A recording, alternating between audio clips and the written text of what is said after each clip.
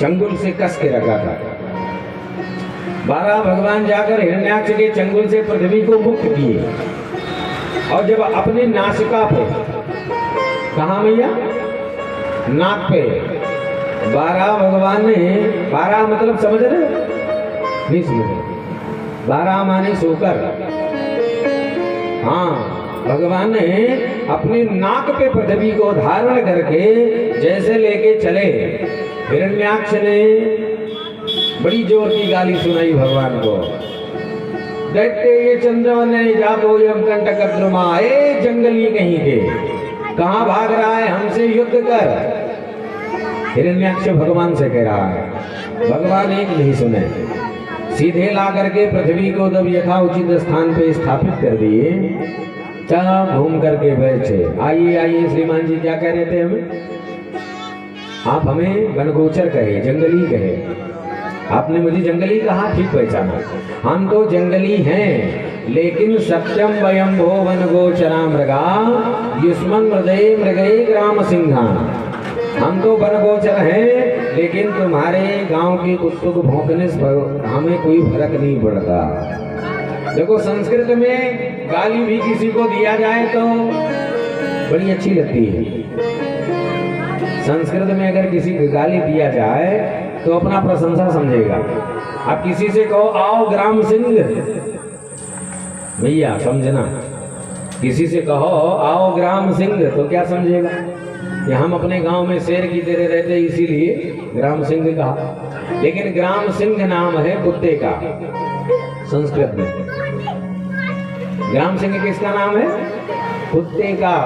तो भगवान ने कहा सत्यम वयम वो वनगोचरा मृगा, हम वनगोचर हैं, लेकिन तुम जैसे ग्राम सिंहों से हमें कोई फर्क नहीं पड़ता।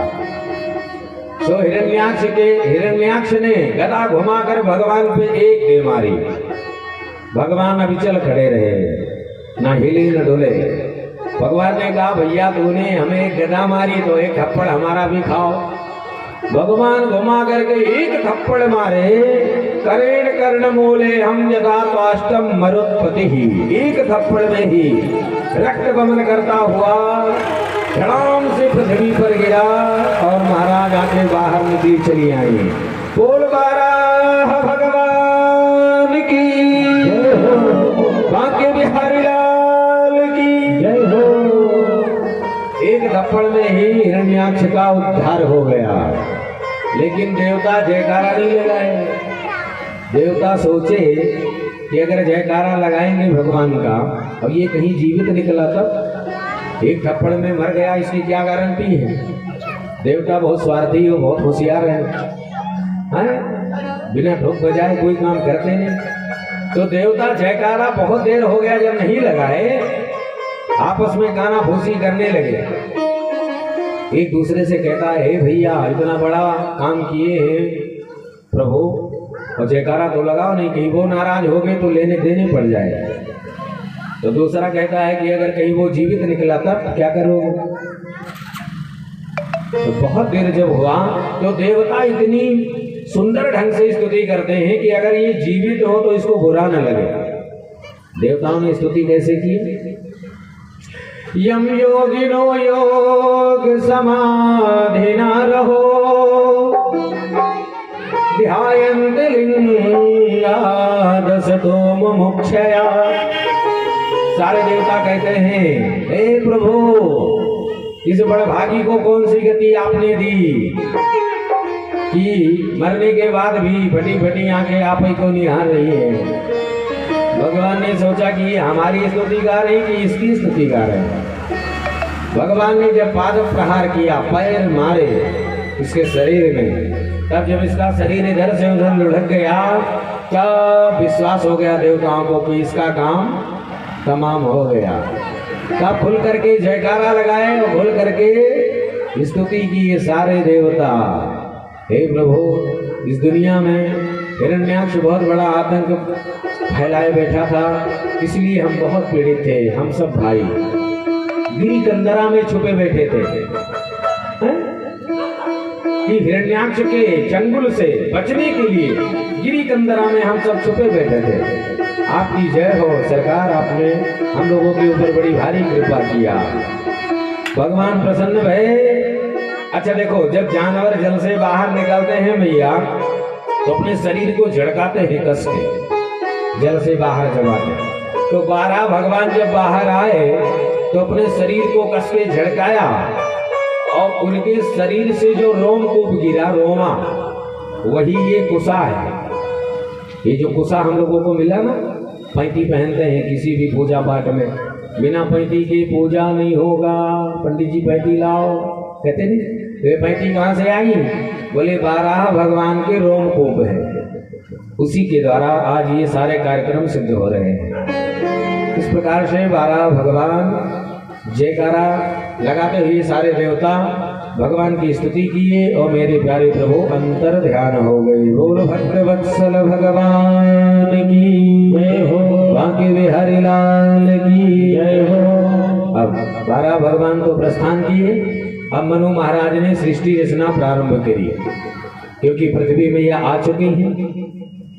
तो 12 भगवान चले गए। मनु महाराज के 5 संतान, कितने मैया? 5। कौन कौन, नाम बताओ मैया। 5 संतान मनु महाराज के, कितने? 5। 3 बेटा, 3 बेटी और 2 बेटा। बेटियों के तीनों नाम, 3 बिटियां हैं मनु महाराज के, आकुति, देवहूति और प्रसूति, ये 3 बेटी हैं। और 2 बेटा हैं मनु महाराज के, जिनका नाम प्रियव्रत और उत्तानपाद। ये 3 और 2 मिलाकर हुए 5। ये 5 संतानें हुए। मध्यम पुत्री देवहूति का विवाह, मनु महाराज के मध्यम पुत्री देवहूति का विवाह महात्मा कर्दम जी के साथ हुआ। और कर्दम जी ने एक शर्त रखी कि एक संतान होते ही हम विरक्त हो जाएंगे देवी, अगर विवाह करना हो तो करो। माता देवहूति प्रसन्नता पूर्वक विवाह की। ठीक है महाराज, कोई बात नहीं। अब जब विवाह संपन्न हुआ, इधर हे मैया विदाई करके लेके करदम जी जब गए अपनी कुटिया पे, तो कुटिया पहुंचने के बाद लगा समाधि बैठ गए। कौन? करदम जी। अब करदम जी समाधि में चले गए और माता देवहूति बैठी है सामने। लेकिन उन्होंने क्या किया? बोले सारा श्रृंगार उतार करके अपनी पति की सेवा में समर्पित हो गई। एक मिनट विचार करो कि आजकल की अगर माताएं होती, एक मिनट समझो इससे सीख क्या मिलती है, हैं? आजकल की माताएं होती अगर विवाह होने को देर नहीं हुई और तुम्हें जब बाबई बनना था तो तुम विवाह काहे किए? केस तुरंत लगाकर कचहरी में हाजिर हो जाता। तो कहने का मतलब भैया हम लोगों को ये सीख मिली। तो पहले पति देव होते थे, आजकल क्या बन गई? बोले हस्बैंड बने कि नहीं? तो पति का मतलब तो अर्थ निकलता है। पति माने क्या होता है? जो अपने पत्नी की हर प्रकार से रक्षा करे, उसका नाम पति। और हस्बैंड का क्या मतलब है? इसका तो अर्थ आज तक बलवे नहीं किया है। जो अपने पति को जीने ना दे, उसी का नाम हस्बैंड। ये तो होता है। भैया बोलो राधे राधे। तो इस प्रकार से महात्मा करदम जी समाधि में चले गए। माता देवहूति ने श्रृंगार उतार कर अपने पति की सेवा में समर्पित हो गई। हजारों वर्ष तक मैया, 1000 वर्ष तक तपस्या चली। देवहूति मैया सेवा करती रही, करते करते करते एकदम बुढ़ी हो गई, एकदम बुजुर्ग हो गई। लेकिन जब करदम जी की समाधि खुली तो सामने बुढ़िया मैया को देखा तो पूछ दिया करदम जी ने, हे देवी तुम कौन हो? तो देवहूति मैया ने कहा, सरकार आप हमें नहीं पहचाने? अरे मैं आपकी पत्नी, मैं आपकी चरणों की दासी देवहूति हूँ। तब करदम जी 1 मिनट के लिए तो मौन हो गए। करदम जी ने कहा, वाह देवी, इस दुनिया में सबसे प्यारा होता अपना शरीर। बोलो मैया सही है कि गलत है? कहते नहीं तुलसी धन नाम शरीर ये ले है, ये तो कहते हैं। तो करदम जी कहते हैं देवी दुनिया में सबसे प्यारा अपना शरीर होता है, लेकिन तुमने हमारे लिए अपने शरीर का भी ध्यान नहीं दिया, इसलिए देवी हम तुमसे बहुत प्रसन्न हैं। अब तुम मांगो क्या चाहती हो।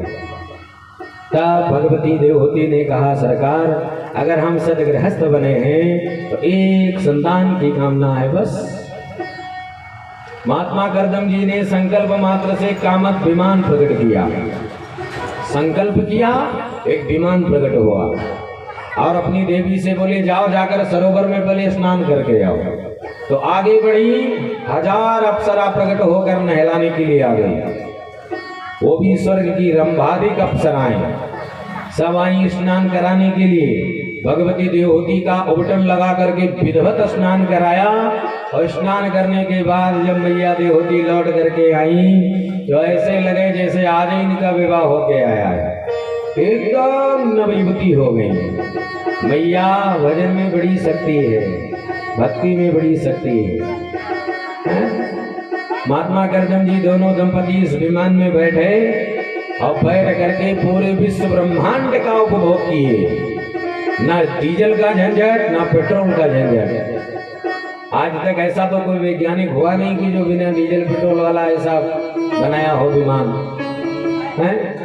ऐसे ऐसे हमारे भारत भूमि के महात्मा सिद्ध आज भी हैं, थे और रहेंगे कि केवल संकल्प मात्र से पूरे विश्व का उपभोग किए और कालांतर में 9 कन्याओं को जन्म दी माता देवहूति ने। कितनी कन्याएं भैया? 9 कन्या।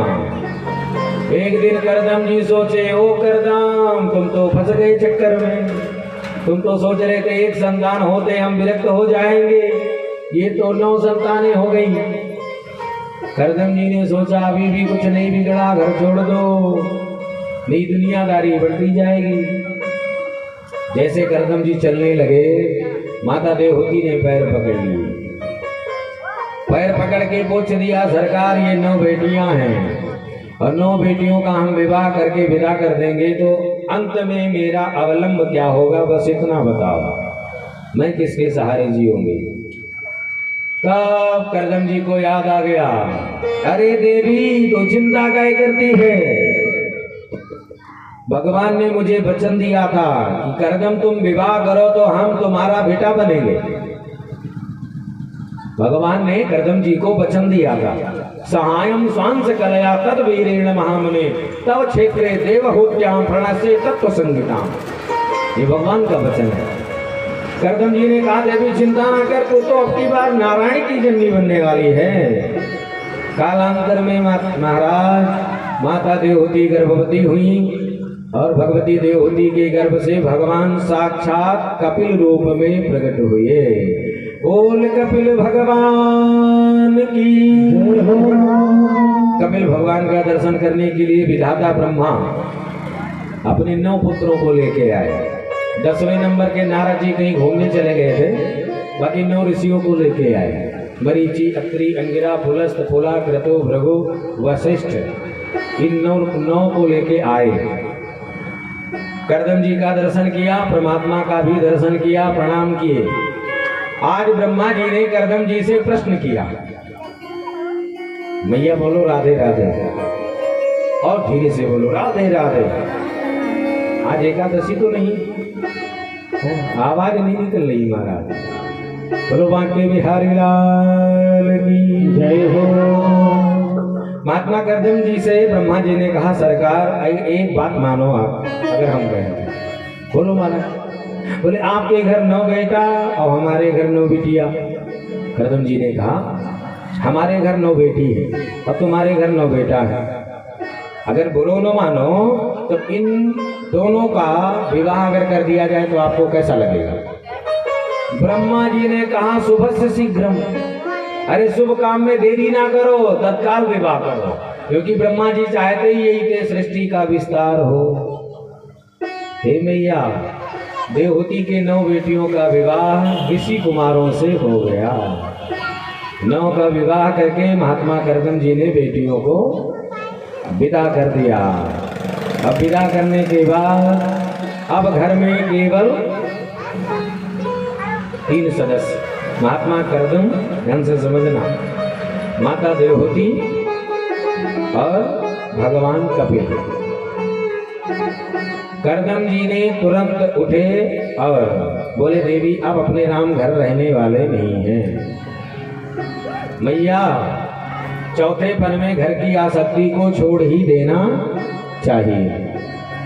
तो चौथापन लगे ना, बुढ़ापा, छोड़ देना चाहिए। करदम जी से सीख मिली। करदम जी ने बताया है कि चौथे पन में अगर घर की आसक्ति नहीं छोड़ोगे मैया तो घर वाले आंख निकाल के डांटेंगे, डांटेंगे कि नहीं? तो ज्यादा बोलोगे तो बच्चे डांटेंगे, चुप बैठो, इतना बोल क्यों रहे हो, ना करना ना धरना, बोल रहे। तो जब बच्चे आंख निकाल के डांटेंगे तो बुरा लगेगा कि नहीं? तो चौथे पन में घर की आसक्ति को बिल्कुल बहू को सौंप दो, बहू को पूरी जिम्मेदारी दे दो। ए बहू, ये रहा तुम्हारा कारोबार, अब इसको तुम संभालो। अब अपने राम से चलने वाला काम नहीं है। लेकिन हम लोग क्या करते हैं, जब तक सांस में सांस है तब तक हम महाराज देने वाले नहीं, जिम्मेदारी है। अच्छा देखो, तो राष्ट्र में होता क्या है, बोले यही बच्चे जब हमको आंख निकालते हैं तो बहुत बुरा लगता है। तो उससे पहले ही क्यों ना हम लोग सीख ले जिम्मेदारी की बोझा थोड़ा सा हटा दो। अरे मैया, सबसे बड़ी जिम्मेदारी तो ऊपर वाले की है। परम पिता परमात्मा ने कहा था कि तुम हमारा भजन करना, और हम लोग तो ये संसार के संसाधन सर पे लादे घूम रहे हैं, और मूल चीज जो है वो भूले बैठे। भगवान ने कहा चिंता ना करो, आओ हम सब हिसाब किताब इकट्ठे करेंगे। ऊपर बैठे, क्योंकि चित्रगुप्त ने अपनी लेखनी चलाए बैठे ऊपर। हे मैया, हम जो भी काम करते हैं ना, जैसे आज रामफल विश्वकर्मा जी के दरवाजे पे भागवत कथा चल रही है, तो इस क्षण का, इस मुहूर्त का, इस घड़ी का, ये सारी स्थिति चित्रगुप्त वहां लिख रहे हैं। एजिया भोग से कौन कौन सेठ जी, कौन कौन माताएं यहाँ आई हैं कथा सुनने, क्योंकि भगवान कहते हैं कि तुम हमारी कथा सुनो तो हम तुम्हारी व्यथा सुनेंगे, और जब तुम हमारी कथा नहीं सुनोगे तो हम तुम्हारी नहीं सुनने वाले हैं। तो आज चित्रगुप्त ऊपर बैठी लेखनी अपनी चला रहे हैं, उनके घर रिश्वत भी नहीं चलता। भैया एक बात और ध्यान देना, अगर हम सोचे कि चलो 2, 4, 10 लाख दे करके काम रफा दफा कर ले, बोले ना ना ना, ये रिश्वत नहीं चलने वाला। उनके घर तो पक्की नौकरी है, खरा हिसाब है। इसलिए एक भक्त ने कहा है, आइए 2 लाइन हम लोग भी डालें, बड़ी पक्की नौकरी है ठाकुर के दरबार में। ओ मेरे मालिक के दरबार में सबका जीवन खाता, मेरे मालिक के दरबार में सबका जीवन खाता, मेरे मालिक के दरबार में सबका जीवन खाता, मेरे मालिक के दरबार में सबका जीवन खाता। जिसने जैसा कर्म किया है, जिसने जैसा कर्म किया है वैसा ही फल पाता। भैया एक बात बताओ, ये बच्चे अगर पढ़ने गए, अगर पढ़ेंगे, एग्जाम में नहीं लिखेंगे तो पास कैसे होंगे? पास नहीं होंगे। उसी प्रकार ये संसार हमारा क्या है, बोले परीक्षित तो चल रहा है, और हम बढ़िया भजन करेंगे, कीर्तन करेंगे तो वही रिजल्ट बढ़िया बनेगा। बाकी ये संसार वाला संसाधन रिजल्ट काम आने वाला नहीं है। जिसने जैसा कर्म किया है वैसा ही फल पाता, मेरे मालिक के दरबार में सबका जीवन खाता, मेरे मालिक के दरबार में सबका जीवन खाता। ऐसे नहीं या ऐसे कोई भजन नहीं करता। उठाओ हाथ, सरकार के दरबार में बैठे कंजूसी किस बात की, पूरे हाथ सीधे उठा करके ना, मेरे मालिक के दरबार में सबका जीवन खाता, मेरे मालिक के दरबार में सबका जीवन खाता। बिहारी लाल की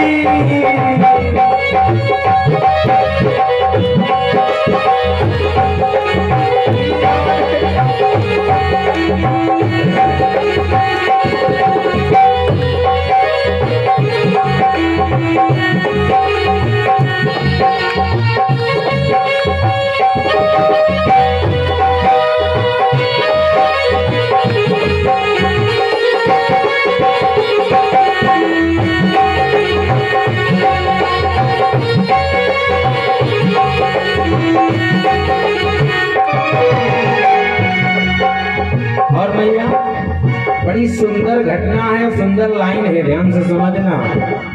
क्या साधु क्या संत गृहस्थी, क्या राजा क्या रानी, क्या साधु क्या संत गृहस्थी, क्या राजा क्या रानी, ओ क्या साधु क्या संत गृहस्थी, क्या राजा क्या रानी, क्या साधु क्या संत गृहस्थी, क्या राजा क्या रानी।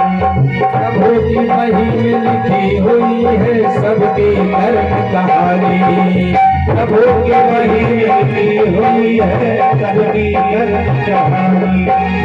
बड़े बड़े वो जमा कर चुका, बड़े बड़े वो जमा कर चुका, सही हिसाब लगाता, वो मेरे मालिक के दरबार में सबका जीवन खाता, मेरे मालिक के दरबार में सबका जीवन खाता, मेरा मालिक के दरबार में सबका जीवन खाता, मेरा मालिक के दरबार में सबका जीवन खाता।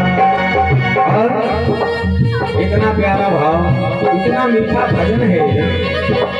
नहीं चले उनके घर रिश्वत, नहीं चले चालाकी, नहीं चले उनके घर रिश्वत, नहीं चले चालाकी। हे भैया, ठाकुर के दरबार में रिश्वत कहाँ चलता, जैसे हो वैसे आ जाओ, निर्मल मन जन सो मोहि पावा। नहीं चले उनके घर रिश्वत, नहीं चले चालाकी, नहीं चले उनके घर रिश्वत, नहीं चले चालाकी। उनकी अपनी लेन देन की रीति बड़ी है बाकी, उनकी अपनी लेन देन की रीति बड़ी है बाकी। पुण्य की नैया पार लगावे,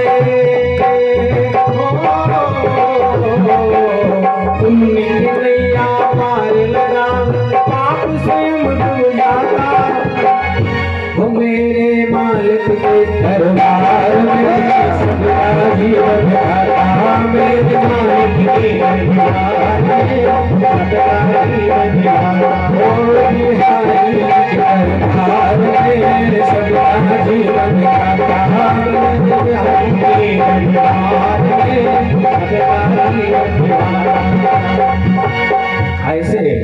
ऐसे किसी के खाते का लेखा जोखा नहीं होता।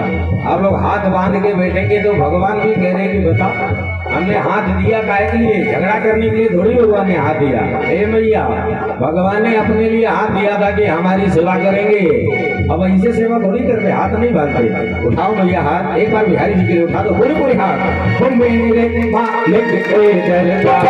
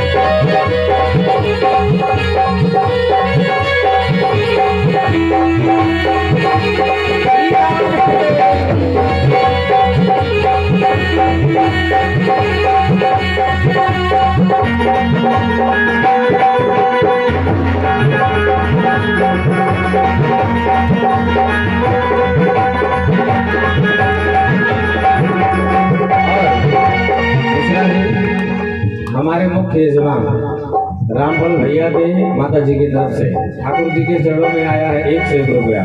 भैया उठाओ हाथ, एक बार बताओ यजमान जी के लिए और ताली बजा करके आशीर्वाद में कहना। बड़े बड़े कानों में प्रभु की बड़ी बड़ी मर्यादा, बड़े बड़े कानों में बड़े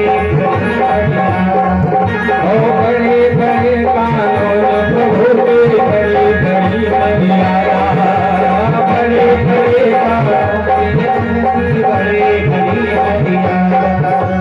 किसी को कौड़ी कम नहीं देता, किसी को दमड़ी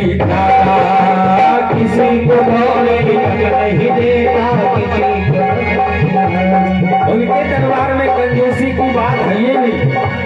जैसी आपकी योग्यता है वैसे आपको नंबर मिलेगा। जितना बढ़िया लिखोगे उतने अच्छे नंबर से पास हो जाओगे। और जब लिखवे नहीं करोगे उनकी अपनी किसी को कौड़ी कम नहीं देता, किसी को दमड़ी खाता, किसी को कौड़ी कम नहीं देता, किसी को इसीलिए वो सारे जग का इसीलिए वो सारे जग का जगत सेठ कहलाता, जगत सेठ कहलाता।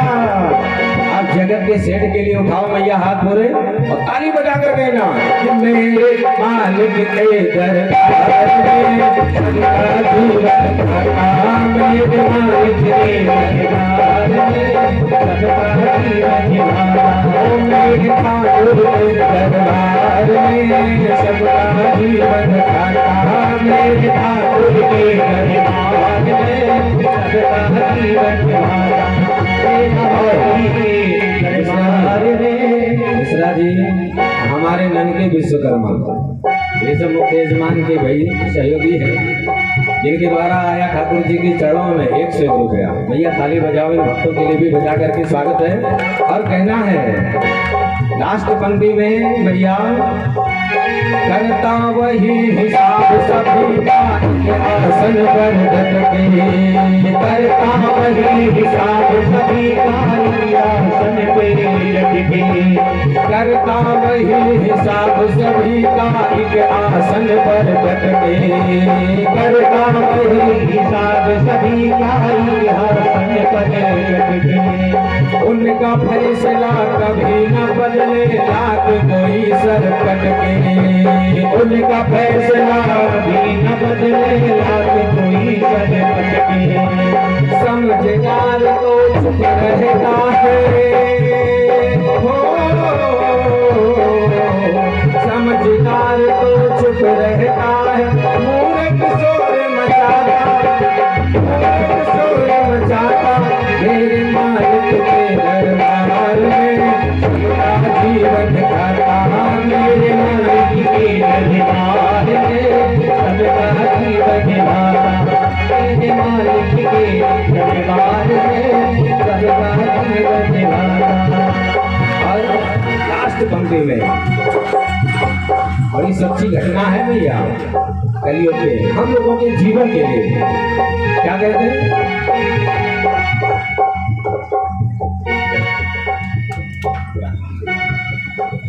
वाह भाई, विजयपुर निवासी हमारे गौरी शंकर गुप्ता जी, जिनके द्वारा आया है 51 मुद्रा।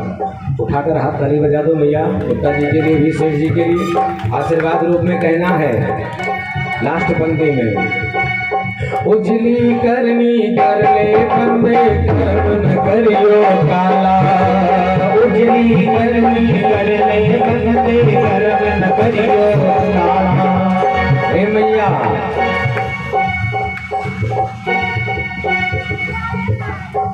वाह भाई, हमारे रामफल विश्वकर्मा जी के भाभी जी की तरफ से 100 रुपया आया ठाकुर जी के चरणों में। ताली बजा करके अभिनंदन है। इसी तरह से रामफल विश्वकर्मा जी सेवा सनातन की करते रहें और कथा कराते रहें और हम लोगों को अयोध्या से बुलाते रहें और हम लोग कथा सुनाते रहें। इसलिए मैया ओ उजली करनी कर ले बंदे कर्म न करियो काला, उजली करनी कर ले बंदे कर्म न करियो काला। मिश्रा जी हमारे रामफल विश्वकर्मा जी की धर्मपत्नी हैं, जिनकी तरफ से 101 रुपये आया है ठाकुर जी के लिए चरणों में। उठाओ हाथ मैया, बजा दो ताली। आशीर्वाद में कहना कि लाख आंख से देख रहा है तुझे देखने वाला, लाख आंख से देख रहा है तुझे देखने वाला, वो लाख आंख से देख रहा है। भैया हम लोग जब गलती करते हैं ना यही तो सोचते कोई देख थोड़ी रहा, लेकिन एक बात बताओ, वो ऊपर बैठा है ना लाखों आंख से देख रहा है। जैसा करोगे गलत करोगे तो गलत फल मिलेगा।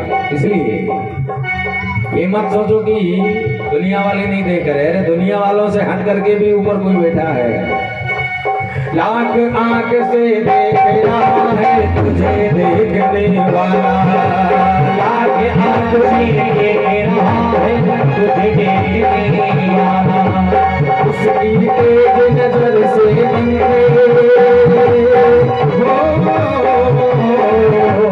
उसकी तेज नजर से बंदे कोई नहीं बच पाता, कोई नहीं बच पाता। मैया लास्ट पंक्ति है ठाकुर जी के लिए, उठा दो पूरे हाथ और बिहारी जी के चरणों में सेवा करते हुए कहना कि मेरे मालिक के दरबार में सदा जीवन खाता, मेरे मालिक के दरबार में सदा जीवन खाता, मेरे ठाकुर के दरबार में सदा जीवन खाता, मेरे ठाकुर के दरबार में सदा जीवन खाता।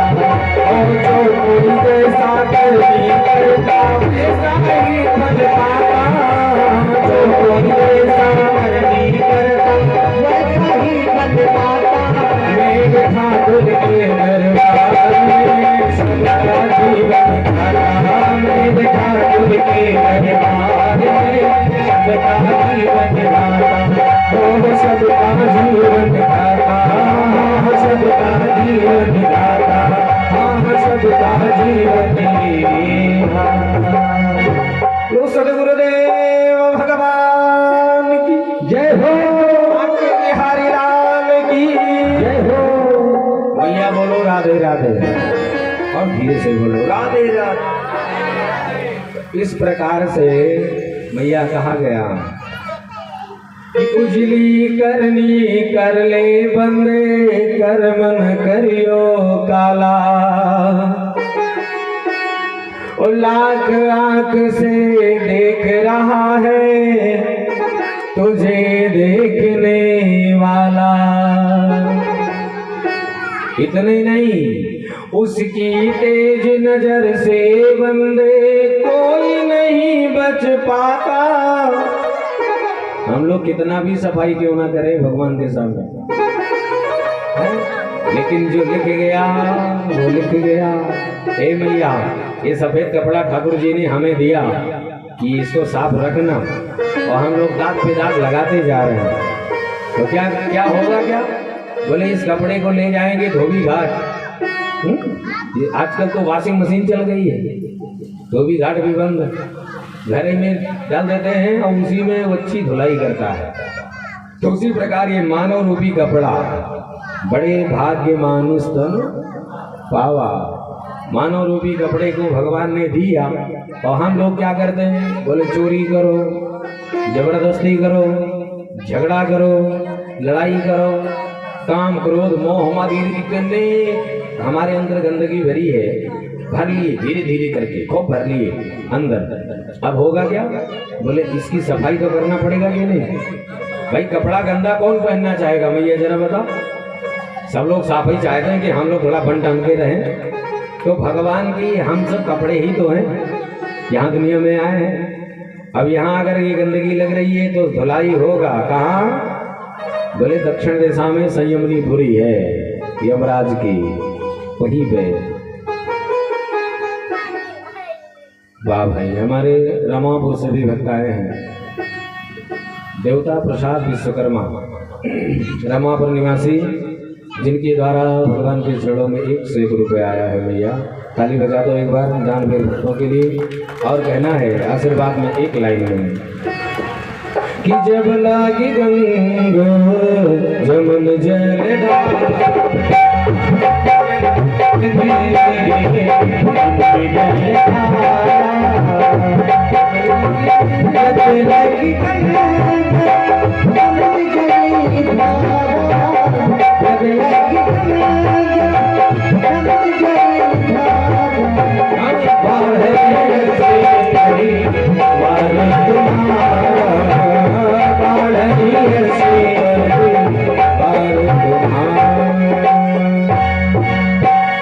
बांके बिहारी लाल की। मैया अगर हमारे कपड़े गंदे हो गए तो हम लोग धुल करके ही पहनते हैं। उसी प्रकार ये शरीर रूपी कपड़े को भगवान ने दिया, अगर ये गंदगी लगाओगे, हम सब यहाँ लगाएंगे तो सफाई होगी कहाँ? बोले यमराज की पुरी में, वहीं है वॉशिंग मशीन, वहीं कपड़े धुलाई बढ़िया होगी। तो इससे बढ़िया साबुन ले लो ना यही कलयुग में, और अच्छा सा ये दाग ढूंढने ना मिले महाराज और सब छूट जाए। कौन सा साबुन है हमारा? केवल भगवान का नाम, कलयुग केवल नाम हमारा। आजकल हम लोगों को झगड़ा करने से फुर्सत कहाँ मिलता है कि हम भगवान का नाम लें। हम लोग अपने दुख से इतना दुखी नहीं कि पड़ोसी की सुख से इतना दुखी है। दूसरे टेंशन हम लोगों को खाया जा रहा है, ये सबसे बड़ी समस्या है। लेकिन हटाओ भैया, अपने जीवन में एक बार अपने आप को पहचानो, जानो, फिर देखो। इस प्रकार से भगवान इधर गर्दन जी महाराज ने शिक्षा दिया कि चौथे पर में घर की आसक्ति को छोड़ ही देना चाहिए, नहीं तो घर वाले डांट के भगाएंगे तो बड़ा तकलीफ होगा, बहुत दुख होगा। इससे पहले ही सतर्क हो जाओ। गर्दन जी छोड़ के चले गए। घर में 2 सदस्य, कपिल, भगवान कपिल और माता देवहूति। सांख्य शास्त्र का उपदेश दिया कपिल भगवान ने अपनी मैया देवहूति को। बड़ा सुंदर प्रश्न कर रही है। माता देवहूति कहती है, हे बेटा, मैंने सुना है कि तू साक्षात नारायण है, ऐसा मैंने सुना है। और अगर तू नारायण है तो जितना सुख मैंने भोगा, एक बात ध्यान से समझो। माता देवहूति कहती है, जितना सुख मैंने बेटा भोगा, उतने सुख की कोई देवी स्त्री कोई कल्पना भी नहीं कर सकती। क्योंकि मायके में रही तो राजकुमारी बन करके मनु महाराज की बेटी हूँ, और पति जब मिले, विवाह हुआ, तो वो भी एकदम सिद्ध महापुरुष, करदम जैसे योगी संत मिले मुझे पति रूप में। और इतने नहीं, जिन्होंने कामत विमान में बैठाकर पूरे विश्व का उपभोग कराया, संसार का उपभोग कराया। लेकिन माता देवहूति कहती, अभी भी मेरा मन संतुष्ट नहीं है। और ये मेरा मन संतुष्ट क्यों नहीं है, ये हम भी नहीं जानते। अब तो बता, तब भगवान कहते हैं, मैया, ये संसार की वस्तु अपूर्ण है, ये पूर्ण नहीं है। और आपको पूर्णता कैसे दिला सकती है? अगर मन को पूर्ण करना है तो पूर्ण से जुड़ो। पूर्ण दुनिया में केवल एक है, बाकी सब अपूर्ण है।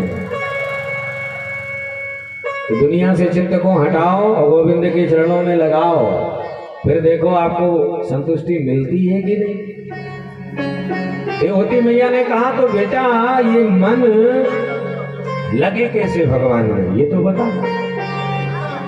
दुनिया में तो मन बहुत लगता है, अगर झगड़ा हो रहा हो तो बिना मतलब के जाकर खड़े हो जाएंगे। अगर किसी के यहाँ बंटवारा हो रहा हो तो वहां बिना बुलाए भी चले जाएंगे। लेकिन अगर कहीं भगवान की कथा हो रही है तो बोले निमंत्रण देने पर भी हम नहीं आएंगे। आप बताओ। तो देवहूति मैया कहती है कि ये मन भगवान की तरफ जाता नहीं है, इसका कारण क्या है, ये तो बताओ। तब भगवान कपिल कहते हैं, मैया, मन का उदाहरण दिया गया है लोहा से। ध्यान से समझना। जैसे लोहा से तमाम औजार बनाए जाते हैं, लेकिन डायरेक्ट लोहा से आप औजार नहीं बना सकते। उस लोहा को क्या करते हो?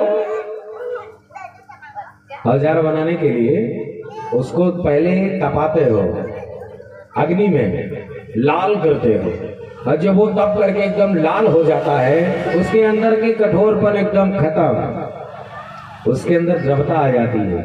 तब जो चाहोगे वो औजार आपका बन जाएगा। लेकिन अगर डायरेक्ट लोहा को सोचो कि लाओ हम औजार बना लें, बताओ भैया बनेगा? ये बच्चे कह रहे हैं कि हम सोने नहीं देंगे। मैया बोलो राधे राधे, और धीरे से बोलो राधे राधे। बोलो बांके बिहारी लाल की जय हो, वृंदावन धाम की जय हो। डायरेक्ट लोहा को आप औजार नहीं बना सकते, पहले उसको तपाओ, उसके अंदर के कठोरपन को खत्म करो, तब तो बनेगा। उसी प्रकार से ये मन, जैसे लोहा कठोर है वैसे ये मन भी बहुत कठोर है, जल्दी भगवान की तरफ नहीं होता। एक भक्त ने कहा कि ये मन बड़ा चंचल है, कैसे तेरा भजन करूं, क्योंकि प्यारे जितना इसे समझाऊं उतना ही मचलता है। ये मन हमारा नहीं मुड़ रहा भगवान की तरफ, तो कमी क्या है? बोले पहले इसको अग्नि में जलाओ, जैसे लोहे को जलाया है औजार बनाने के लिए। ध्यान से समझना भैया। हे बाबू बोलो राधे राधे। बच्चे नहीं सुनने में, बच्चे कह रहे ना सुनबे ओ ना सुने दिया, और जो सुनबो तो भूलवाए दिया। बच्चों की कहानी। बोलो बांके बिहारी लाल की जय हो, सदगुरुदेव भगवान की जय हो। हे मैया, जैसे लोहा को औजार बनाने के लिए हमने तपाया, उसी प्रकार इस मन को भगवान की तरफ ले जाने के लिए पहले इसको तपाओ। कहाँ तपाए मारे? बोले भगवान की कथा रूपी विरहाग्नि में पहले इसको खूब कथा सुनाओ, क्योंकि कथा में जितना मन लगता है उतना पूजा पाठ में नहीं लगता। बोलो सही है मैया गलत है? अच्छा देखो, जब जाप करने बैठो, माताएं जब जप करने बैठती हैं तो जानते हो कैसे? बोले दूध भगोना चढ़ा देती हैं चूल्हा पे, तो चढ़ाने के बाद तब इधर माला लेकर बैठती है, और जितने तेज दूध उफनेगा उतने तेज माला चलेगी। सीताराम सीताराम, और दूध कहीं एकदम ऊपर आ गया तो बहू को इशारा वहीं से शुरू कर देंगे। अब लो, अब आप भजन किसका कर रहे? दूध का कि माला का? एक बात और बताएं, हम जैसे आंख बंद करते हैं माला जप करने के लिए, जैसे ये मन हिसाब लगाना शुरू कर देता है। 5000 उसको देना है, 3000 उससे लेना है, 2500 उसका बाकी है, लो हो गया भजन। जैसे आंख बंद करते हैं तैसे दुनिया के जितने झंझट हैं सब सर पे आ जाते। तो मन कहाँ इकट्ठा होता मैं ये जरा बताओ? बोले कथा में, केवल कथा में, क्योंकि भगवान की कथा में इतनी शक्ति है कि जीवों के चित्त को अपने तरफ खींच लेते हैं, भागने नहीं देते, मन को जल्दी भागने नहीं देते। और जब आप मन लगा के कथा सुनोगे तो ये कथा रूपी विरहाग्नि भगवान की सुनते सुनते सुनते सुनते इसके अंदर की सारी गंदगी खत्म, कठोरपन एकदम खत्म। जैसे हनुमान जी जब कथा सुनते हैं तो जानते हो कैसे सुनते हैं? कैसे सुनते हैं? वाष्पवारि परिपूर्ण लोचनम, तो स्वामी जी ने कहा है हनुमान जी के लिए कि जब बालाजी सरकार सामने बैठ के कथा सुनते हैं, और कहीं भी हनुमान जी को आप बुलाओ ना बुलाओ कोई बात नहीं, लेकिन आएंगे जरूर सुनने। आप कदाचित अगर भूल भी गए तो बालाजी आकर बैठ गए, और वो भी कैसे बैठेंगे? लगा पद्मासन सुखासन, और इधर से गंगा इधर से यमुना, वाष्पवारि परिपूर्ण लोचनम, दोनों नयनों से निरंतर जल की धारा बहती रहती है, और गोविंद के चरणों में ध्यान करते हुए परमानंद की अनुभूति करते हुए मन लगाकर कथा सुनते हैं। अब जब इस तरह कथा सुनोगे तो ये मन के जितने विकार हैं मैया, जितने कठोरपन हैं, काम क्रोध मोह मान ईर्षा द्वेष छल कपट, ये न जाने कहाँ भग जाएंगे, पता ही नहीं चलेगा। बोलो सही है कि गलत? अच्छी बात बताओ, जैसे हम लोग 3 घंटा कथा सुनने आते हैं तो 3 घंटा कथा में सारा टेंशन भूल जाते हैं। सब बताओ, सब भूला जाता है। तो जब मन लगाकर हम जैसे, अच्छा बहुत लोग ऐसे होते हैं कहते हैं अरे वही पंडित जी वही कथा क्या सुने, हमने बहुत कथा सुन लिया, तो समझो भी कुछ नहीं सुने। जो कह रहे हैं कि हमने बहुत सुना, उसने समझो कुछ नहीं सुना, क्योंकि जो जिस दिन वो सुन लेगा उस दिन कहीं नहीं पाएगा। अब हनुमान जी जैसा श्रोता कहाँ मिलेगा और वक्ता, बताओ जरा। हनुमान जी कितने बड़े वक्ता हैं और कितने बड़े श्रोता हैं। श्रोताओं में भी सबसे आगे और वक्ता में भी सबसे आगे। तो क्या हनुमान जी गाते हैं? हम बहुत कथा सुन लिए ना, पहला स्थान तो हनुमान जी का है। बैठ के कथा सुनेंगे, क्योंकि उन्होंने कहा कि जिंदगी हमको मिली तो केवल भगवान की कथा के लिए, क्योंकि जिसे श्रवण कर मिट जाती है, गाया नहीं जाएगा, बताया जाएगा भैया। 100 जन्म जन्म की व्यथा हो जय जय श्याम कथा, जय श्री राम कथा हो जय जय श्याम कथा। जिंदगी की सारी व्यथा मिट जाएगी कब? जब गोविंद की कथा हम सुनेंगे तब। क्योंकि एक उदाहरण और समझो, भगवती सीता जी जब पंचवटी में थी, रावण हरण करके ले गया, उनसे बड़ा दुखी कौन हो सकता है? मैं जरा बता।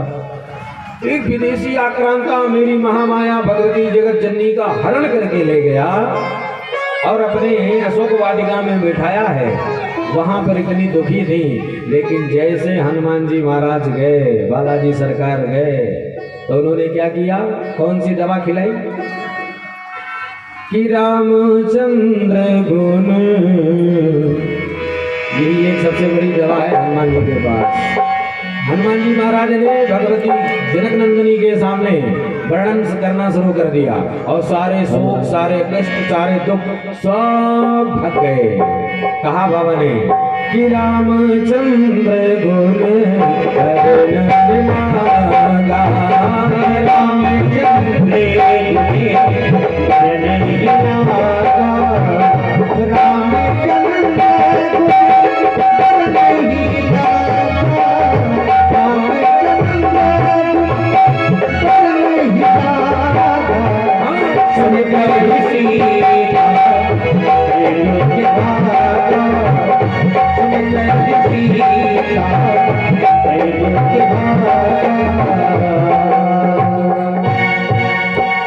अब बताओ भैया, राम जी की कथा में इतनी शक्ति है कि जनक नंदिनी भगवती जगत जननी इतनी दुखी थी, केवल राम कथा से महाराज उनका सारा दुख भग गया।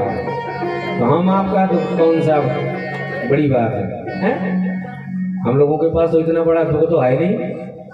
अरे भाई, जिनके पति साक्षात नारायण हो, समझो मेरी मन लगाने की बात है भगवान में, जिनके पति साक्षात नारायण हो, जिनके ससुर साक्षात महाराज अयोध्यानाथ, अयोध्या के अधिपति दशरथ हो, जिनके जाने से स्वर्ग के देवता भी इंद्र आधा सिंहासन खाली कर देते थे, ऐसे महाराजा की पुत्र वधू और ऐसे जगन नारायण की पत्नी, इतना बड़ा अपार कष्ट जब उसने भोगा तो किससे दुख हटा? केवल भगवान की कथा से। कथा सुनने मात्र से महाराज जिंदगी की सारी दरिद्रता खत्म। जितने दरिद्र हैं, जितने दरिद्र देव हैं, जितनी समस्या है, सब भग जाएगी। भैया बोलो राधे राधे। तो इस प्रकार से जैसे डायरेक्ट लोहा से हम औजार नहीं बना सकते, गर्म करना पड़ता है तब औजार बनता है, उसी प्रकार इस मन को डायरेक्ट भगवान से नहीं जोड़ सकते। क्या करें? बोले कथा सुनो, और जब तक सुनेंगे नहीं, जानेंगे नहीं, तब तक भगवान को मानेंगे नहीं, और जब मानेंगे नहीं तो फिर प्रेम नहीं होगा दुनिया में, कभी नहीं भगवान से होने वाला। क्योंकि एक बात पता है, जितना विश्वास लोग भूत पे करते हैं, उतना अगर कहीं भगवान पे कर लेते भैया, तो आज भगवान हर व्यक्ति को पकड़े नजर आते हैं। बोलो सही है गलत है? भूत को आपने कभी देखा? बोले देखा तो नहीं महाराज। सुना है? बोले हाँ, आए दिन सुनते रहते। अच्छा तो बताओ जरा भूत कैसा होता है? बोले कोई कहता रीछ जैसा होता, कोई कहता उसके आगे पैर होता, कोई कहता उसके पीछे पैर होता। अब एक मिनट विचार करो कि कभी भूत को देखा नहीं, लेकिन इतना प्रबल विश्वास की भूत है, और हे मैया, भगवान को भी तो बताया जा रहा है कि हरि व्यापक सर्वत्र समाना और प्रेम से प्रकट हो ही में जाना। लेकिन भगवान है कि नहीं इसकी कोई गारंटी नहीं, लेकिन भूत जरूर है। कदाचित अगर हमें मरघट 12 बजे निकलना पड़े, समझो 2 मिनट, 12 बजे रात में अगर मरघट से निकलना पड़े तो बालाजी याद आने लगेंगे, भूत पिशाच निकट नहीं आवे, महावीर जब नाम सुनावे इतनी जोर जोर से पढ़ेंगे महाराज की मत पूछे। लेकिन विश्वास किस पे है? बालाजी पे विश्वास थोड़ी है। अगर कदाचित सामने अगर ठूठ भी खड़ा हो, ठूठ समझ रहे, अगर ठूठ भी खड़ा हो तो उसमें भूत की काया नजर आती है, हो ना हो ये भूत ही खड़ा है। किसी किसी को तो हार्ट अटैक आ जाता है महाराज। जिस पे विश्वास होगा मैया वही तुम्हें मिलेगा। भूत भी हैं दुनिया में, ऐसा नहीं कि भूत नहीं है, क्योंकि शिव जी के सब गण हैं, सेवक हैं भोले बाबा के। तो आपका विश्वास जहां होगा वो चीज आपको मिलेगा। आपको विश्वास है कि भूत है, हमको पकड़ लिया है, तो बस पक्का समझो। अगर विश्वास हो गया कि भगवान है, भगवान हमारी रक्षा करेंगे, तो वो भी पक्का समझो। तो इस प्रकार से बिहारी जी के चरणों में मन लगाने का सबसे सहज उपाय भगवती देवहूति को माँ भगवान कपिल ने समझाया। मैया, भगवान में मन लगाने का सबसे सहज रास्ता एक ही है कि पहले उनकी कथा सुनो। कौन सुनाएगा? बोले संत सदगुरु कथा सुनाएंगे। कथा सुनने के बाद फिर क्या, आपका मन उनके तरफ बिल्कुल जोड़ ही देंगे, क्योंकि भाई जो जुड़ा होगा वही तो जोड़ पाएगा। मैंने पहले दिन कहा था कि डायरेक्ट अगर भगवान को नहीं पकड़ सकते तो जो भगवान को पकड़ के बैठा उन्हीं को पकड़ लो, बिल्कुल कल्याण होने वाला है, हो जाएगा। माता देवहूति को समझाए। देवहूति मैया ने कहा संत कितने प्रकार के होते हैं, संतों के लक्षण क्या हैं ये तो बताओ। तब कहे भगवान कपिल कहते हैं, मैया साधुओं के आभूषण हैं तितिक्षवा कारुणिका सुहृदा सर्वदेहिनाम अजात शत्रवा शांता साधवा साधुभूषणा। साधुओं के आभूषण जानते हो? बोले बड़े बड़े द्वंद्वों को सहन करना ही तितिक्षा है। संत बड़ी सहजता से सह जाते हैं। कोई अपमान कर दे कोई बात नहीं, सम्मान मिल जाए तो जल्दी फूलेंगे नहीं, वो दोनों में समान रहते हैं। और सुहृदा, सुहृद माने पूरी दुनिया को अपना सुहृद मानने वाले। निज प्रभुमय देखहि जगत के हिसन करे विरोध। सारा संसार परमात्मा का है, ये संत समझ रहे हैं। अच्छा एक बात बताओ, उदाहरण से, जैसे ये शरीर हमारा, और इस शरीर में अगर एक भी अंग काटना पड़े तो कष्ट किसको होगा? हम ही को। तो भाई शरीर हमारा तो कष्ट दूसरे पड़ोसी थोड़ी होगा, हम ही को होगा। तो संत समझ रहे हैं कि ये संसार परमपिता परमात्मा का है, और किसी को मैंने अगर कष्ट दिया तो किसको मिलेगा कष्ट? हम ही को तो मिलेगा, परमपिता परमात्मा को ही तो मिलेगा। इसलिए कहते हैं सी राम में सब जग जानी और करो प्रणाम जोर जुग पानी। इस प्रकार से माता देवहूति को भगवान कपिल बताते हैं सर्वदेहिनाम सुहृदा सर्वदेहिनाम अजात शत्रुवः। संत अजात शत्रु होता है, दुष्ट का कोई शत्रु कोई बैरी नहीं दुनिया में। अगर संत दुखी है तो महाराज दूसरों के दुख को देख करके ही दुखी है, उसके पास दुख है ही नहीं। वो तो आनंद के महान सिंधु हमेशा गोता लगाते रहते हैं, हमेशा आनंदित होते रहते हैं, इसलिए उनके पास दुख नहीं है। ये साधुओं के लक्षण बताए और बोले कि माता जी ऐसे संतों के संग में रहने से यही मिलेगा कि आपको मेरी मंगलमयी कथा सुनाएंगे, और जब कथा सुनाएंगे तो आपका मन पुलकित हो जाएगा, पिघल जाएगा हैं, उसके बाद में फिर आपका कल्याण हो जाएगा। इस प्रकार से माता देवहूति को शांत के शास्त्र का उपदेश दिया। माता देवहूति का शरीर जल रूप में परिणित हो गया। भगवान कपिल उठ करके चल दिए। कहाँ? कपिल भगवान कहाँ गए भैया? इटिया तो बाजार। बोलो राधे राधे। कहाँ गए? गंगा सागर। गंगा सागर में जाकर के बीचों बीच सागर में आसन लगाकर बैठ गए। सागर ने आसन दिया, आगंतुक बने। आज मकर संक्रांति में आज भी विशाल मेला लगता है। कहाँ मैया? गंगा सागर में। कहते हर तीर्थ बार बार, गंगा सागर एक बार। गंगा सागर में जाकर के आज कपिल भगवान आज भी जय जयकार हो रहा है। और अब इधर दूसरी बेटी का विवाह, देवहूति की कथा तो आप लोग सुन लिए। इन्हीं के यहाँ एक थे अत्रि मुनि, इनके दामाद, देवहूति मैया के दामाद का नाम था, एक का नाम था अत्रि मुनि। ध्यान से समझो भैया, इनके घर कोई संतान नहीं हुआ, और जब संतान नहीं हुआ तो अत्रि मुनि ने तप किया, और तीनों देव आए माता अनुसुईया के सामने। मैया बोलो राधे राधे। अत्रि मुनि के पत्नी का क्या नाम था? अनुसुईया।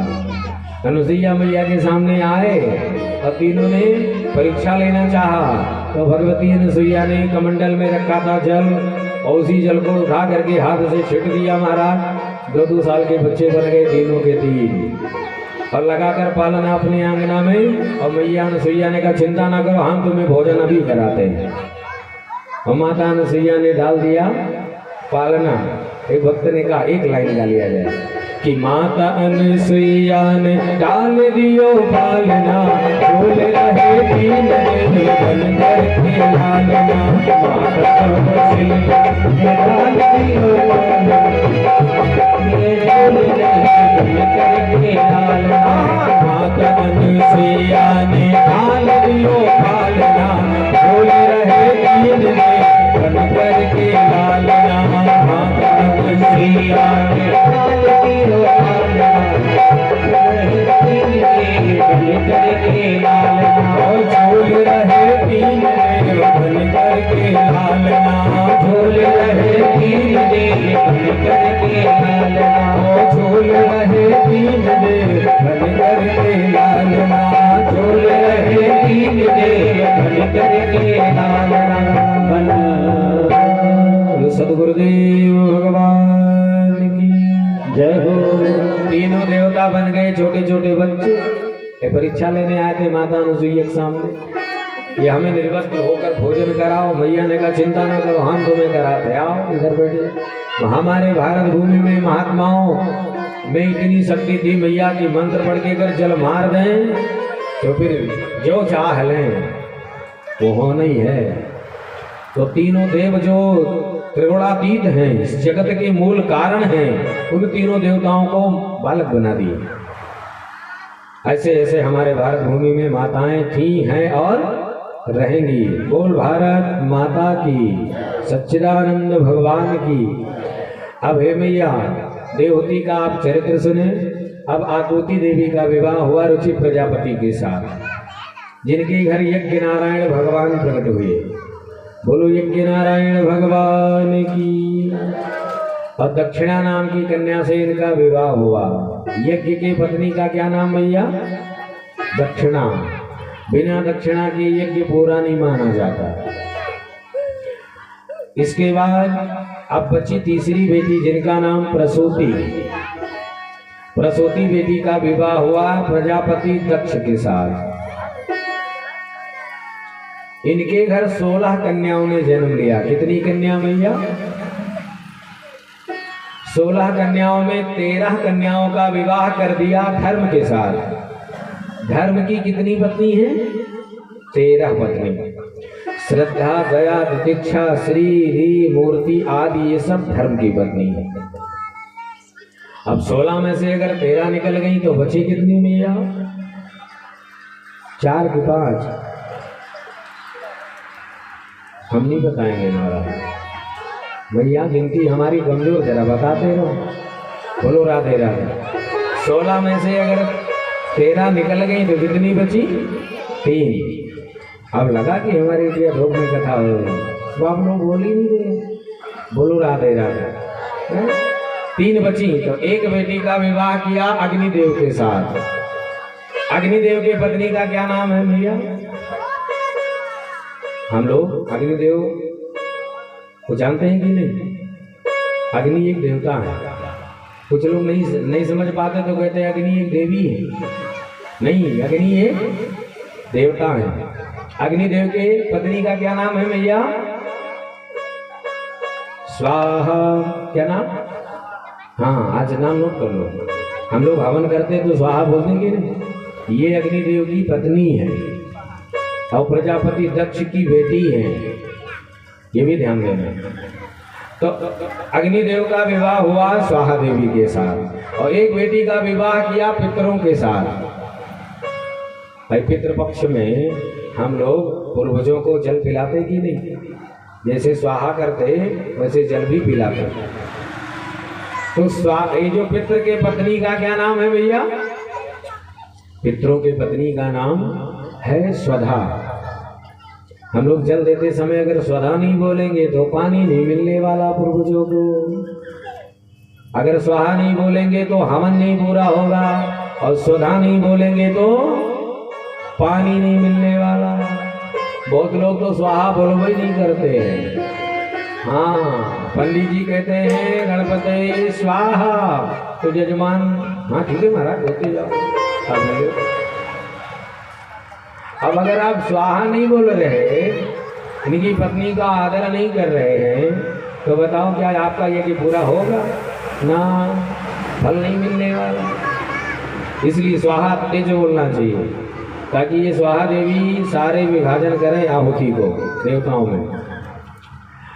और जल देते समय स्वधा का नाम लेना चाहिए। अब बची एक बेटी, तो एक बेटी का विवाह किसके साथ भैया? भोले बाबा के साथ। भोले बाबा के साथ विवाह किया जिनका नाम सती। क्या नाम हुआ? सती। ये प्रजापति दक्ष की बिटिया है। अग्निदेव की पत्नी का क्या नाम भैया? भूल गए? हाँ, अब लगा स्वाहा। और पितरों के पत्नी क्या नाम? स्वधा। और शिव जी के पत्नी का क्या नाम? सती। ये तीन बेटियां हैं। इधर जो अलग अलग विभाजन का हुआ और 13 बेटियों का विवाह तो एक ही साथ हो गया था धर्म के। लेकिन एक बार भोले बाबा का इतना बड़ा अपमान किया किसने? प्रजापति दक्ष ने। उस अपमान का सहन नहीं कर पाई माता सती कि देह त्याग तक करना पड़ा। सौनक जी ने पूछ दिया महाराज भोले बाबा इतने बड़े दयालु हैं तो फिर इतना बड़ा दोष किया दक्ष ने कि माता सती को देह त्याग करना पड़ा? बोले हाँ। कैसे? बोले 2 बार नाम बोलो भगवान का तो आप बताएंगे। आइए 2 बार संकीर्तन कर लें, उसके बाद में प्रजापति इधर भोले बाबा बताने, सौनक सूत जी बताने जा रहे हैं। हो जब कोई नहीं आता मेरे श्याम आते हैं। हो जब कोई नहीं आता वो मेरे श्याम आते हैं। वो मेरे दुख के दिनों में वो बड़े काम आते हैं। मेरे दुख के दिनों में वो बड़े काम आते हैं। जब कोई नहीं आता मेरे श्याम आते हैं। जब कोई नहीं आता मेरे श्याम आते हैं। मेरे दुख के दिनों में वो बड़े काम आते हैं। मेरे दुख के दिनों में वो बड़े काम आते हैं।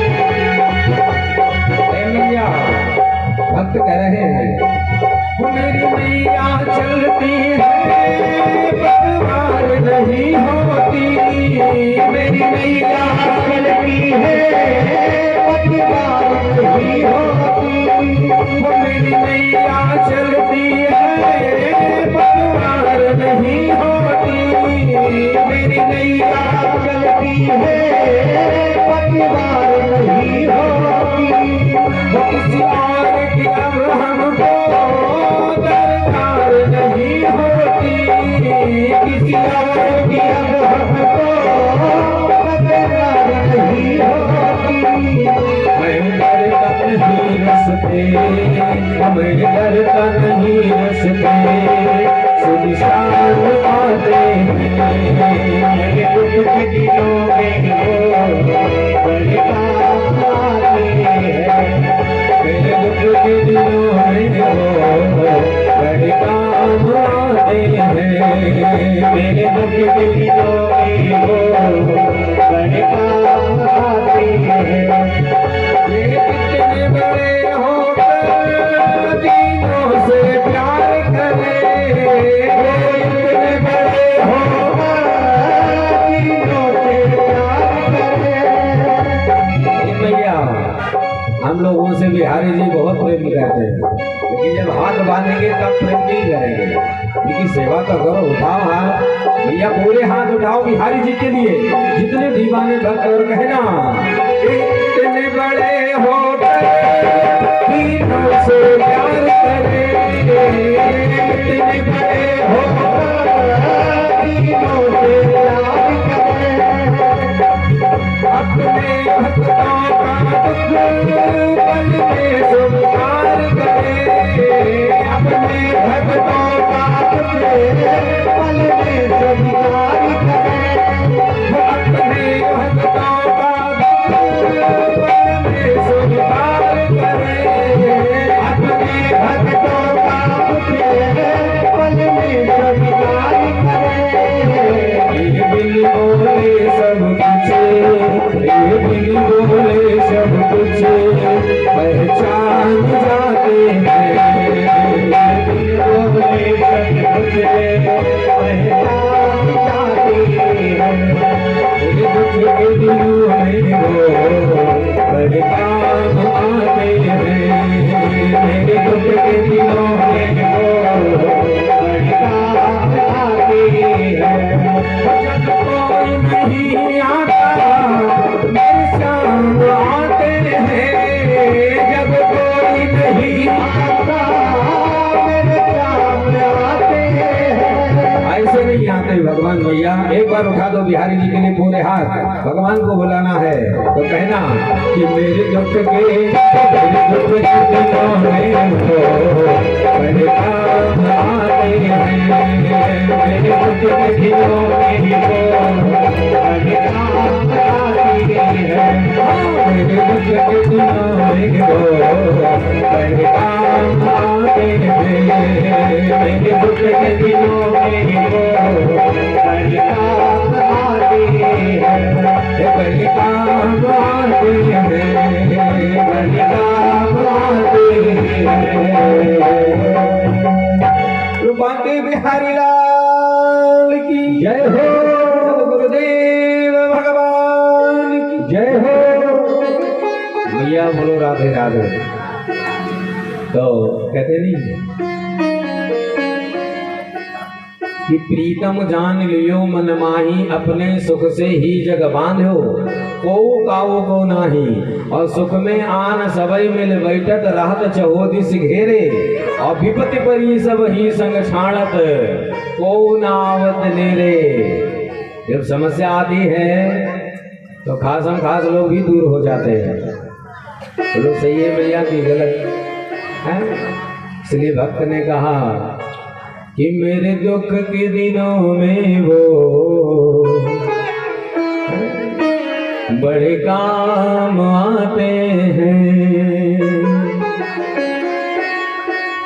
इस प्रकार से भगवान भोलेनाथ का एक बार बहुत अपमान किया। किसने? प्रजापति दक्ष ने। एक बार इसको मिल गया प्रजापति का पद, और जैसे जब पद मिला मैया तो इसको अभिमान आया। देखो बुद्धि गद्दी और कुर्सी मिलने के बाद सब भूल ही जाते हैं।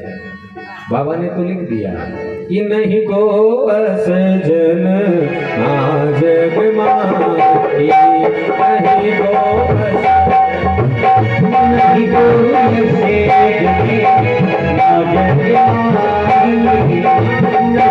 नहीं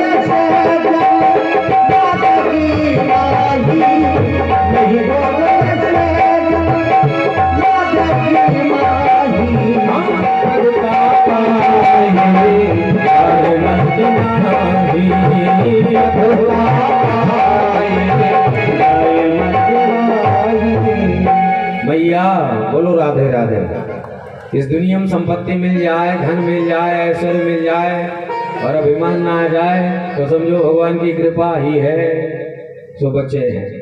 नहीं तो दुनिया में कोई बचा नहीं जो अभिमानी न हो जाए। प्रजापति दक्ष को मिल गया पद प्रजापति का, जैसे पद मिला तैसे मारे अभिमान के एकदम तन गया।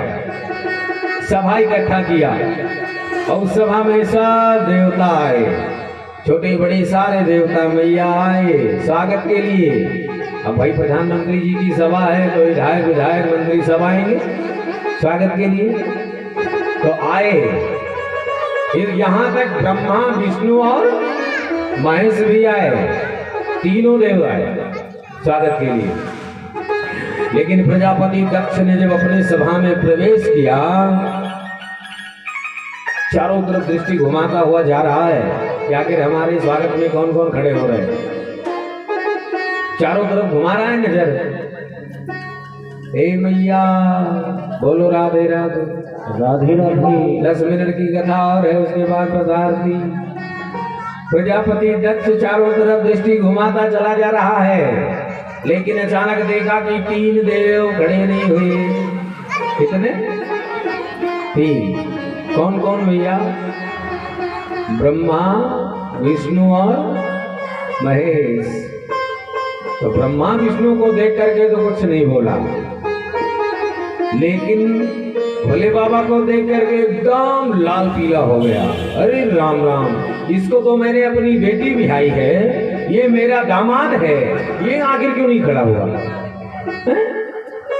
अरे और कोई खड़ा हो ना हो कोई बात नहीं, लेकिन इसको तो खड़ा होना चाहिए।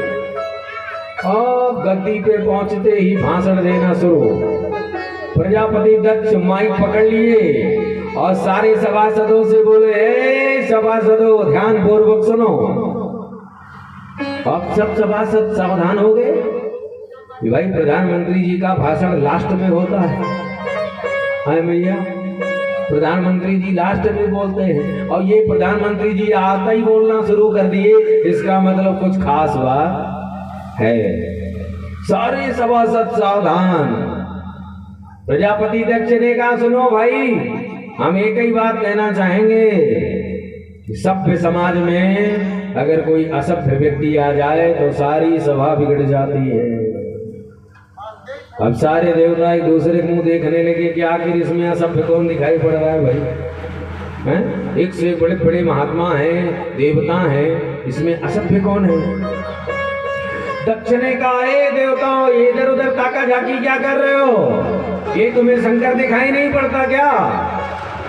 राम राम, हमेशा भूत प्रेतों के साथ में रहने वाला ये क्या शिष्टाचार सीखेगा? इतनी गाली शुरू कर दी महाराज प्रजापति दक्ष ने। अयम तो लोग पाला नाम यशो गुणो निरपत्र पहा, हम लोग पालों के यश को ये धूमिल कर देने वाला है। तो किसी ने आकर व्यंग बोला, काहे बाबा, इतने दोष दिख रहे थे तो बेटी को बिहाई, तब नजर नहीं आए दोष? तो कहता, अरे हम इसको अपनी बेटी बिहाते, कभी नहीं बिहाते, लेकिन क्या करें, अपने पिता ब्रह्मा जी के वचन को रखना पड़ा, इसलिए मैंने अपने बेटी का विवाह किया इसके साथ। नहीं कहा मेरी मृगलोचनी कन्या और कहा ये मरकट जैसा मरकट जैसी आंख वाला शंकर, इसके साथ मैं अपनी बेटी का विवाह जीवन में नहीं करता। श्राप दे दिया।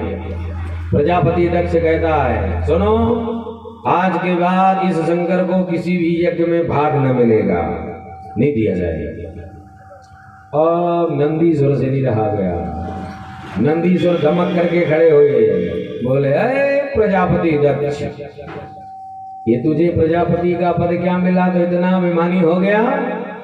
जा, मेरा श्राप है, जब से आया है तो बड़बड़ाता जा रहा है, तुझे बकरे का मुंह लग जाए। नंदी बाबा ने कहा। तो उधर से भृगु जी खड़े हो गए। भृगु जी खड़े होकर के बोले, ए नंदीश्वर, इस चतुर्दमा के झगड़े में तुम क्यों बोल रहे हो? जाओ, मेरा श्राप है कि शिव जी के जितने गण हैं सब पाखंडी हो जाए। अब भोले बाबा के जितने गण थे सब खड़े हो गए। भोले बाबा के गणों ने कहा, हे बुढ़े बाबा, अरे तुमने हमको पाखंडी कैसे कहा? मेरा श्राप है कि तुम जैसे चाटुकार ब्राह्मण साहब भिखारी हो जाएं, भिखमंदा हो जाएं, सर्वभक्षात विजातया। भोले बाबा ने सोचा कि ये स्वागत समारोह हो रहा है कि हिसाब समारोह हो रहा है। भोले बाबा अपने गणों को समझाए, हे भैया चुप बैठो, चलो चलते हैं अपने कैलाश वापस। भोले बाबा अपने गणों को लेकर के सीधे चले गए, कुछ नहीं बोले। और प्रजापति दक्ष के मन की आग शांत नहीं हुई भैया, इसके मन में आग जलती ही रही। और इस अग्नि को और बढ़ाने के लिए दक्ष ने एक विशाल यज्ञ का आयोजन भी किया, बहुत विशाल यज्ञ का आयोजन किया। उस यज्ञ में सबको बुलाए, लेकिन देवाधिदेव महादेव भोले बाबा को कुछ चिट्ठी पत्री नहीं मिली। अच्छा देखो, जब दो लोगों में झगड़ा होता है भैया तो तीसरे बड़ा फायदा उठाते हैं। अगर झगड़े शांत भी हो रहा हो तो हवा मारते हैं, चुप काहे हो रहे हो, तुम इससे कमजोर थोड़ी हो, हम तुम्हारे साथ हैं, और बात बढ़ाते हैं। तो आज सारे देवता जानते हैं कि भोले बाबा को न्योता नहीं मिला, और सारे देवताओं का विमान कहां से जा रहा है? कैलाश पर्वत से। सारे देवता गड़गड़ाते हुए विमान पे बैठ के महाराज सब हरिद्वार की तरफ चलते जा रहे हैं। कनखल में हरिद्वार में यज्ञ का भव्य आयोजन हुआ मैया, सारे देवता जा रहे हैं, इनको जाने दीजिए। अब भोले बाबा के चरणों में आइए, हम लोग मन लगाएं, 2 मिनट प्रभु का नाम लें, और उसके बाद में ये सारी शेष कथा सुनेंगे हम सब कल ठीक समय से आप लोग पधारें। और उसके बाद में कल भोले बाबा का सूक्ष्म विवाह भी होगा। ऐसा लगता है सारे ब्रह्मांड की शादी है, आज भोलेनाथ की शादी। आज नहीं है भैया, कल है। एक बात बताएं, कल थोड़ा बन ढंग के आना, जो साल भर में एक बार नहाते कल नहा लेना। हाँ, कुछ लोगों का विचार होता है कि ठंडी में हम नहीं नहाएंगे, तो कल भोले बाबा का विवाह है, और विवाह में बराती बन के आना, और आकर के महाराज फिर कल कथा में समय से आप लोग पधारें। और उसके बाद में आइए दो प्रभु का नाम, और उसके बाद में बस बड़ी विराम। और आप लोग समय, क्योंकि जानते हैं अगर समय बढ़ा दिया जाएगा तो ठंडी का समय है, अभी 12 बजे के अंदर भोजन भी करना है, आरती करते करते बज जाएगी 11:30 बार। इसीलिए मैया 6 बजे से प्रारंभ हो जाता है। आप लोग समय से प्रयास करो। आज 3 दिन बीत गया कथा, शेष 4 दिन और बचा है, और परसों कन्हैया आने वाले हैं। कौन आएगा मैया? ये हमारे विश्वकर्मा जी का घर बन जाएगा क्या? गोकुल धाम नंद भवन। विश्वकर्मा जी हमारे नंद बाबा बनकर के बधैया खूब लुटाएंगे, और इनकी पत्नी जी नंद रानी बनकर के खूब बधैया गाएंगी और लुटाएंगी। और इतने नहीं, ये सब कहेंगे क्या कि मेरी झोपड़ी के भागा जाएंगे राम आएंगे, मेरी झोपड़ी के भागा जाएंगे राम आएंगे, ओ श्याम आएंगे आएंगे श्याम आएंगे, ओ श्याम आएंगे आएंगे श्याम आएंगे। झोपड़ी के भागा जाग जाएंगे श्याम आएंगे, मेरी झोपड़ी के भागा जाग जाएंगे श्याम आएंगे, ओ श्याम आएंगे, ओ श्याम आएंगे, श्याम आएंगे।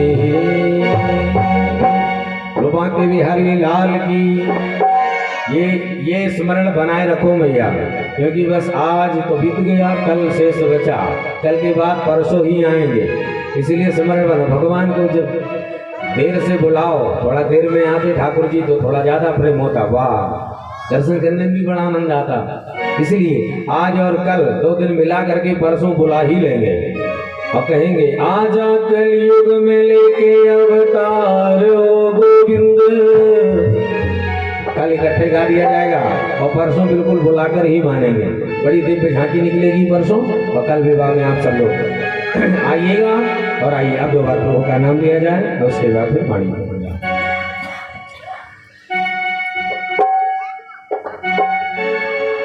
क्यों घबराऊं मैं, आरती की तैयारी जब तक हो रही है। मेरा तो श्याम से नाता है, क्यों घबराऊं मैं, श्याम से नाता है, क्यों घबराऊं मैं, श्याम से नाता है। ओ मेरी तो जीवन गाड़ी, मेरी तो जीवन गाड़ी, मेरी तो जीवन गाड़ी, मेरी तो जीवन गाड़ी, श्याम चलाता है। ऐसे नहीं चलाता मैया, एक बार बिहारी जी के लिए हाथ उठाओ तब गाड़ी चलाएंगे भगवान। और ऊपर एक ताली बजा कर गए ना, क्यों घबराऊं मैं, मेरा तो श्याम से नाता है, क्यों घबराऊं मैं, मेरा तो श्याम से नाता है। बांके बिहारी लाल की।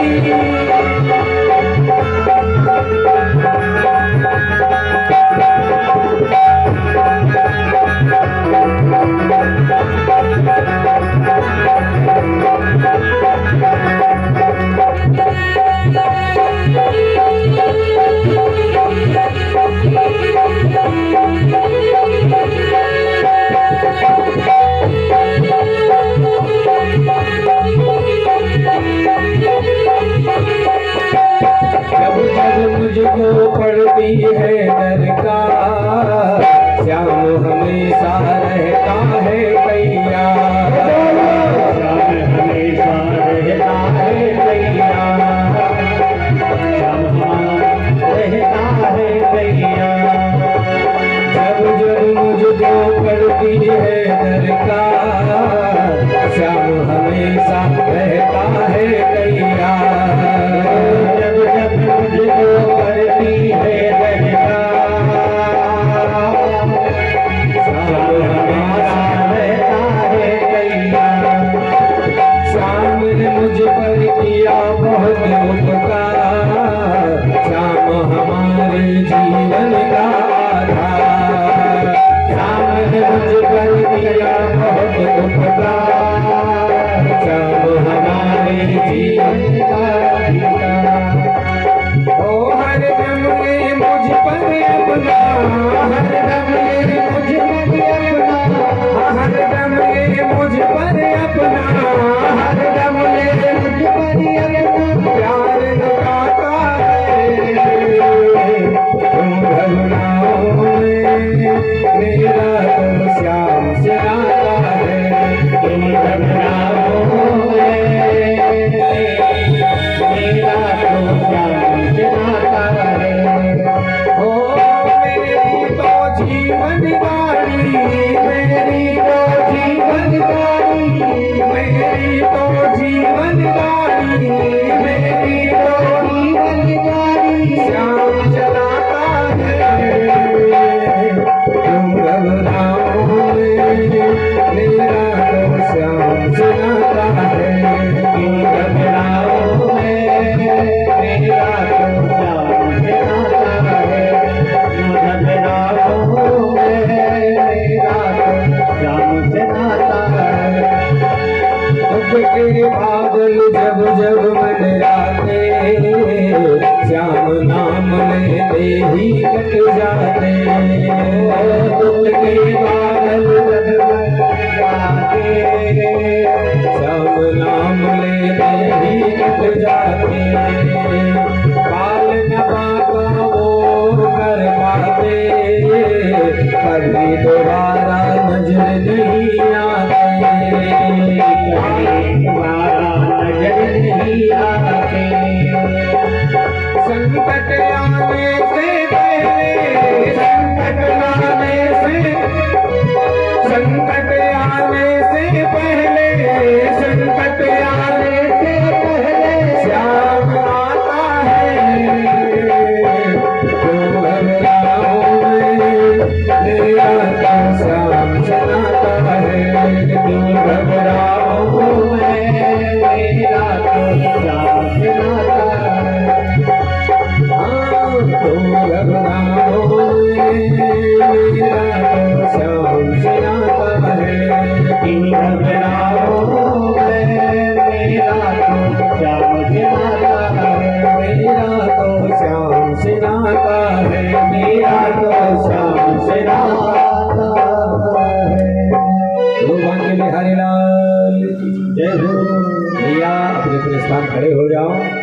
भगवान की आरती, इसके बाद प्रसाद गंतव्य स्थान को प्रस्थान करेंगे।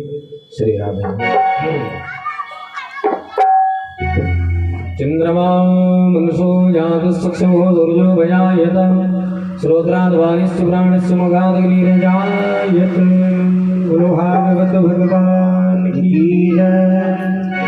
मन में बसा कर तेरी मूर्ति उतारो तेरी आरती। मन में बसा कर तेरी मूर्ति उतारो तेरी आरती। मन में बसा कर तेरी मूर्ति उतारो तेरी आरती।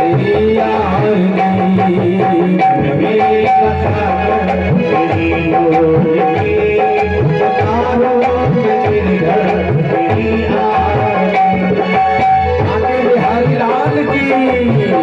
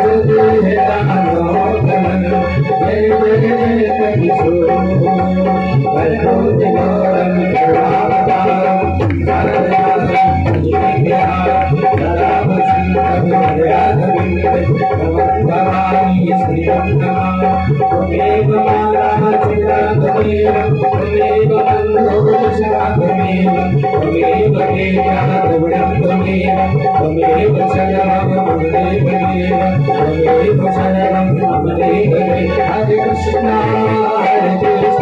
कृष्ण कृष्ण हरे हरे राम